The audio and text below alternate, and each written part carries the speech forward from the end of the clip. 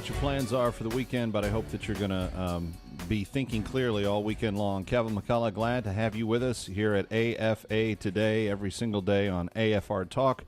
The Kevin McCullough Show also coming your way on many of these same stations each evening, and we've got another special broadcast planned for you tonight. I'm just going to leave it at that, but make sure you check it out tonight on many of these stations. I didn't intend to trip a phone tree here, but evidently I did, because and I got to tell you a little bit why it is so important to me. When I read about this World War II veteran Shorty, who got beaten within an inch of his life and left behind at a pool hall in Spokane, Washington, and then later died overnight because of the injuries sustained by being bludgeoned with flashlights by two large African-American guys, following right up on the heels of this seemingly joy kill that these black youths in Oklahoma were out to accomplish. And they took out this baseball player who's evidently just the sweetheart of a kid from Australia, not even an American citizen, was attending school, and just everybody around him has just said the most wonderful things about him, unlike Trayvon Martin, actually. The interesting thing here is that you have racial-based killings going on. All of the killings occurred from people of one race against someone of another race, and they were distinctively different from their race. See, in the Trayvon Martin case, you had George Zimmerman, who was part black, much Hispanic, some white, some other things, against a kid who was mostly black. So you had a mixed race person against a single race person or ethnicity. In these cases, you just have a clear dividing line between one and the other. It's just, oh, there's a white kid, let's kill him. Oh, here's an old white man, let's just beat him to death with flashlights. And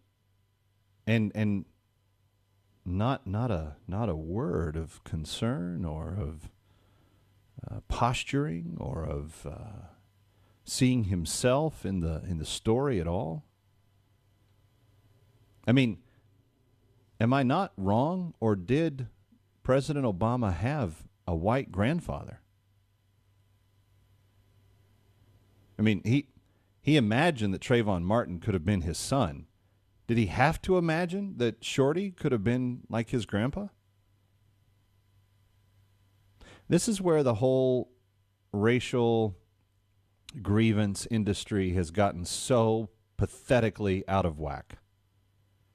This is where Al Sharpton, who I see regularly, there's this one place that many of us that do news items in a certain part of Manhattan frequent, and I will see him there on a regular basis, and he's friendly and he's nice and all, but to make a living out of the idea that you can keep people separated, not bringing them together because of their humanity, but keeping them separated because of the color of their skin. That's what these folks have done. It's what Sharpton and Jackson and President Obama and Eric Holder have begun to do on a very frequent basis.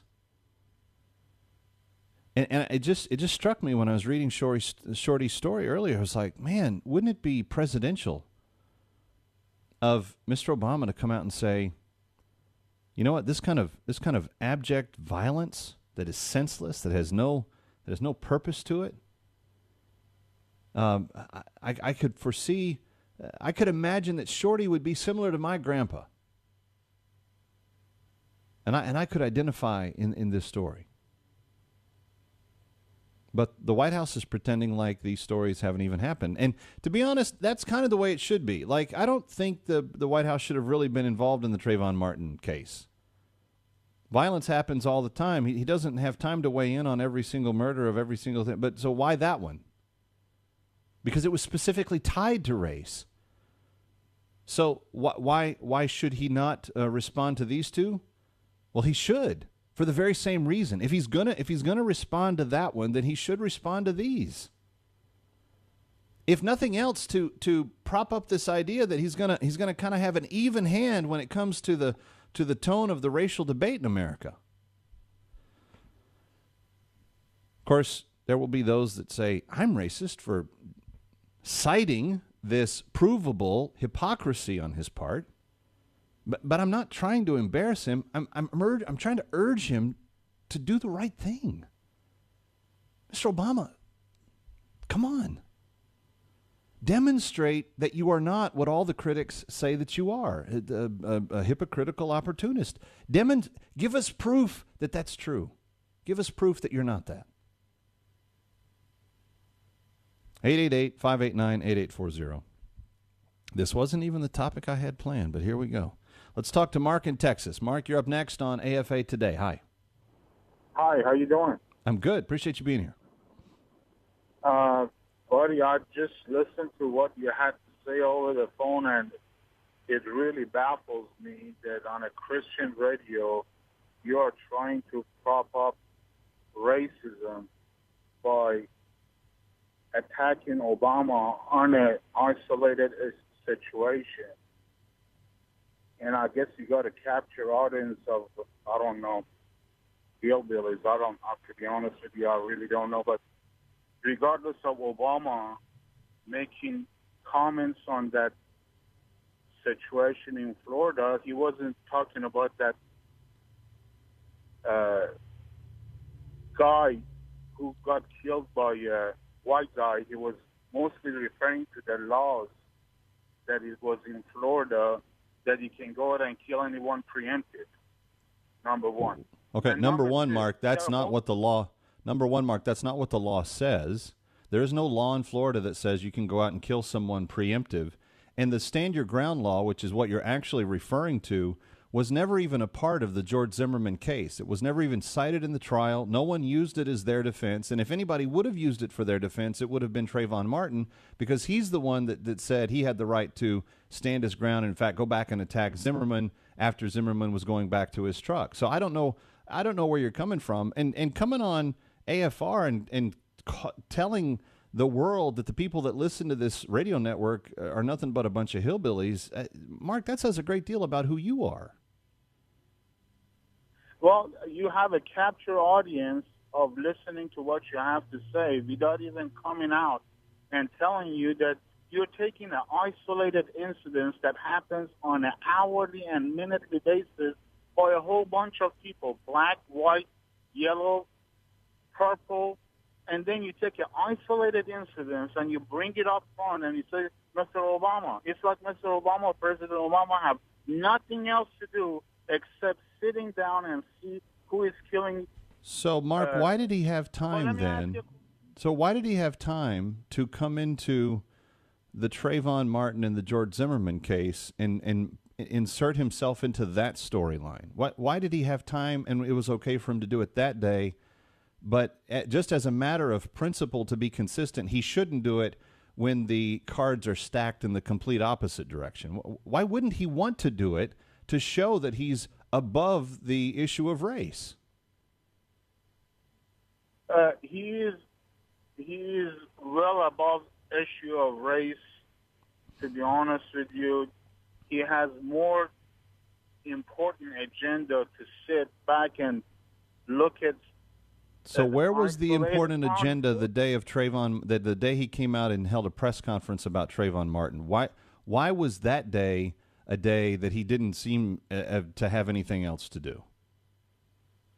He was referring to a particular law that. Well, Mark, again, we're back to disinformation. The law was not even in effect. It had nothing to do with the case. That law was irrelevant to the case of Trayvon Martin. Because of that law, the guy would not have a gun in the first place. No, that's not true, Mark. This is why. Let me ask you a question, buddy. Go ahead. Ask you a question. Go ahead. Are you pro guns or against guns? I am Can I answer your question? Yeah. May I answer your question? May I answer your question? Sure, go ahead. Okay. I am pro-Constitution. And so what that means is the Constitution says that the government can make no law to infringe my right to lawfully own a firearm. If I'm a felon, if I'm a violent criminal, then I lose the right to own those firearms. But if I've not committed a crime, if I am a citizen in good standing, then I have a right to own those guns. The Stand Your Ground law has nothing to do with why George Zimmerman owned a gun. He was a lawful gun owner.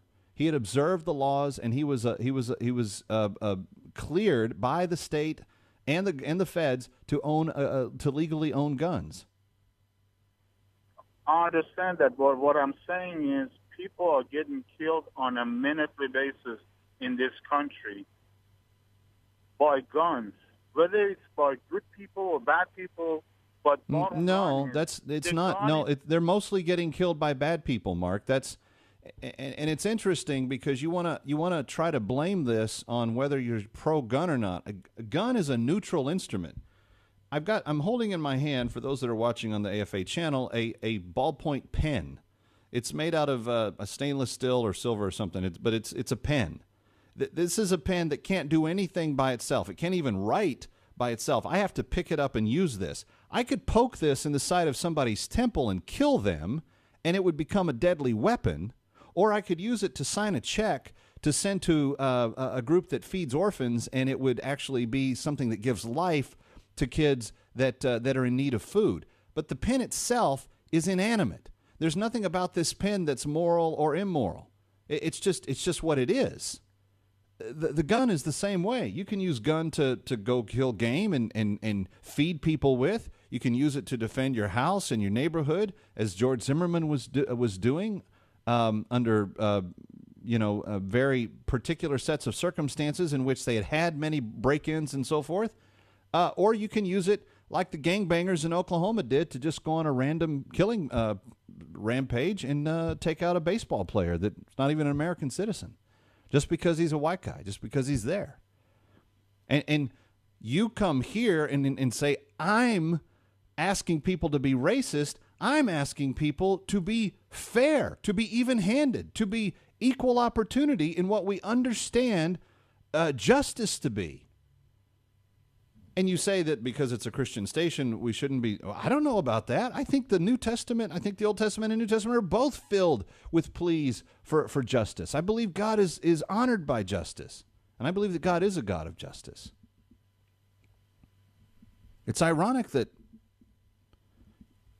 I'm just trying to observe what's happened and call for clarity. Because what I like to do is obliterate confusion and replace it with truth. And then I like to ask everyone that's looking at it, say, can we agree to then live by the clarity of that truth? Every single day. 888-589-8840. Let's go to Dave in Florida. Dave, thanks for your patience. You're on with Kevin McCullough. Hi. Hey. I actually had one thing to say about the racist comment, but after hearing that unfortunate, ill-informed man from Texas, because I do live in Florida, maybe I can help clarify some of that for that guy, since he obviously believed only what CNN told him to believe. The law in Florida used to state that if somebody came into your home to attack you, you have to run to the furthest point of your home, and only if they pursue you are you allowed to defend yourself with deadly force. Stand Your Ground was designed so you no longer had to run away to defend your life. That's why Stand Your Ground was in effect. But yes, like you said, the minute Trayvon Martin was on top of him, Stand Your Ground went out of effect because there was nowhere else for him to retreat to. One. Well, and the truth is, Dave, when Trayvon Martin is using a cement sidewalk to attempt to turn a man's brain into a bowl of oatmeal, deadly weapon. That's a deadly weapon. He's using a deadly weapon. Exactly. Listen, I am a gun carrier. I am a concealed weapon holder, and I live in Florida. The Stand Your Ground law was only put into effect because the law used to state you had to run away when attacked. Right. Seek help, and you couldn't defend yourself. They changed that because they realized too many people were being killed, raped, hurt, and injured, and they couldn't even defend themselves inside their own home without prosecution. That's why the law was initially put into effect. And what they're not telling you on TV is that the crime rate in Florida has dropped by over 25% since the Stand Your Ground law went into effect. Yeah, it's a lot safer place. Texas has turned into a lot safer place since concealed carry passed there, too. And that's why I find it odd to hear that man's opinion from Texas. But actually, that's not what I called for. I only stated that because after hearing that, I kind of... Well, I appreciate the clarification, Dave, because, again, I'm aiming for clarity. I want people to be informed to the best of their ability. So what was your original comment about? Well, my original comment was about, the racism of the president. I used to be a racist. There again, I say I live in the South. When you're raised in the South, you're raised to believe a certain set of standards. Unfortunately, because it's one of the things that go with the territory. I say I used to be a racist because I thought I was more superior than other people of other races. That's unfortunately how you're raised in certain areas. Jesus changed that way of thinking. Praise God. Back to Scripture, God created all nations from one man. Mm-hmm. So my thing about Obama being a racist, I'm not going to go as far as say he's a racist.